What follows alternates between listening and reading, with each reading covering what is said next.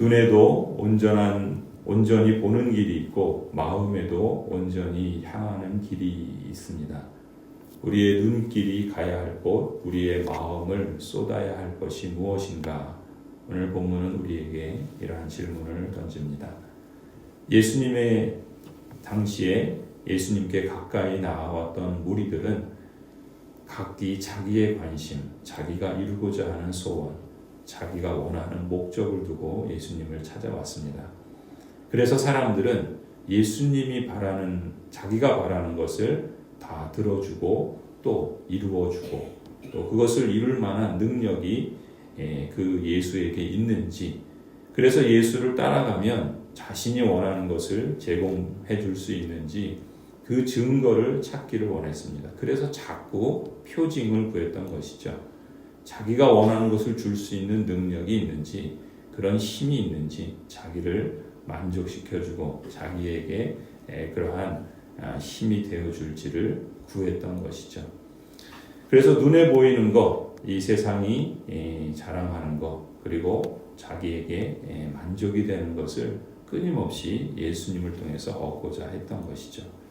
심지어 악한 니느웨 사람들도 요나의 선포에 귀를 기울이고 회개를 했는데, 심지어 이방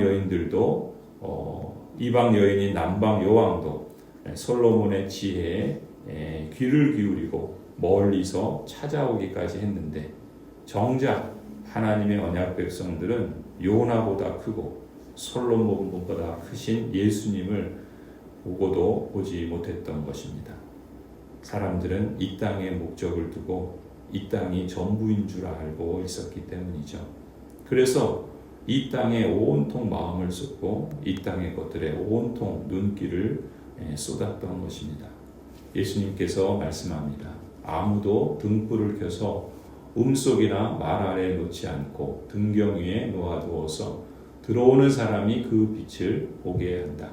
내 눈은 몸의 등불이다. 내 눈이 성하면 내 온몸도 밝을 것이요 내 눈이 성하지 못하면 내 몸도 어두울 것이다. 그러므로 내 속에 있는 빛이 어둡지 않은지 살펴보아라. 내 온몸이 밝아서 어두운 부분이 하나도 없으면 마치 등불이 그 빛으로 너를 환하게 비출 때와 같이 내 몸은 온전히 밝을 것이다. 돈도 자랑도 권력과 자존심도 쾌락도 결국은 다 썩어 없어질 것입니다.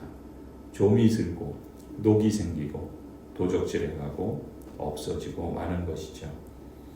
누구나 이 땅에서 한 번 사는 인생입니다. 그리고 정해진 기간이 있는 인생이지요. 이 땅이 전부인 양 사는 것처럼 어리석은 모습도 없습니다. 그래서 성경은 언제나 인생의 연수를 헤아리는 자가 지혜로운 자라고 강조하여 말씀합니다. 올해도 우리는 사순절을 보내고 있습니다. 예수님의 행적을 읽고 묵상하며 예수님의 행적을 밝은 눈으로 온전히 볼 수 있기를 소원합니다. 참된 빛이신 그리스도의 영이 우리 자신의 욕망과 어두움으로 가려지지 않기를 원합니다. 우리가 찬송한 것처럼 우리의 삶은 평탄한 그러한 진공 상태에 아무것도 어려움이나 시험이 없는 길을 가는 게 아니죠. 우리는 이 세상 속에서 살아갑니다. 세상은 끊임없이 우리를 가만두지 않습니다. 우리를 때로는 여러 가지 유혹을 하지요. 세상에 있는 것, 세상을 추구하는 것이 더 만족하고 더 좋게 보이도록 우리를 유혹합니다. 또 세상은 또 우리를 종종 또 다양한 방식으로 핍박을 하지요. 우리의 목숨을 앗아갈 것처럼 예수님을 믿으면 그렇게 하겠다라고 하는 핍박은 더 이상 우리에게 과거처럼 다가오진 않지만 오히려 다양한 방식으로 그리스도를 따르고 또 그리스도의 뜻을 순종하는 것이 어리석은 일이라고, 왜 그렇게 미련하게 사냐고, 왜 그렇게 손해보면서 사냐고 다양한 방식으로 또 아주 가까이 있는 사람들이 또 아주 함께 또 친구로 지내는 사람들이 다양한 방식으로 우리를 핍박해 옵니다. 그러한 속에서 흔들리지 아니하고 이 믿음의 길을 걸어간다는 것.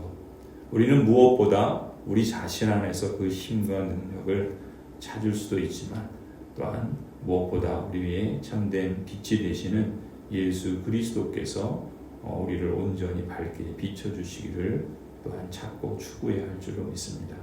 또한 하나님께서는 이 세상에 유혹과 핍박만 주신 것이 아니라 함께 믿음의 길을 걸어가는 사람들을 허락해 주셨습니다. 그래서 세상이 우리를 유혹하기도 하지만 세상에 있는 사람들 가운데 우리를 격려하기도 하고 응원하기도 하고 또 함께 이 믿음의 길을 걸어가도록 또 동역하는 사람들도 세워주시죠. 또한 하나님은 하나님께서 친히 말씀으로나 또 기도 가운데 또 여러 가지 다양한 역사를 통해서 우리에게 참된 하나님이신 것을 나타내 주시며 우리를 일으켜 주시기도 하십니다. 우리는 늘 이러한 하나님의 일하시는 방식에 대해서 민감해야 할 것입니다.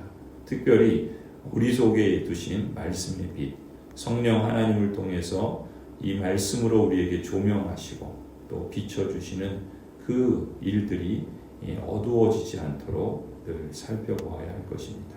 주님께서 말씀하신 것처럼 내 속에 있는 말씀의 빛이 어둡지 않은지 살펴보라 하신 것처럼 말이죠.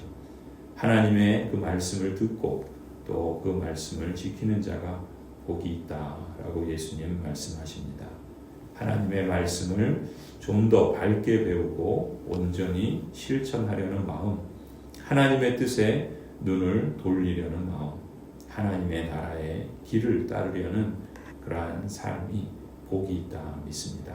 사순절을 보내면서 여러분이 좀 더 예수님께 가까이 나아가고 발전하려는 그러한 믿음의 도전에 선하신 하나님께서 은혜로 응답해 주시고 평강의 열매를 맺게 해 주시기를 간절히 축원합니다.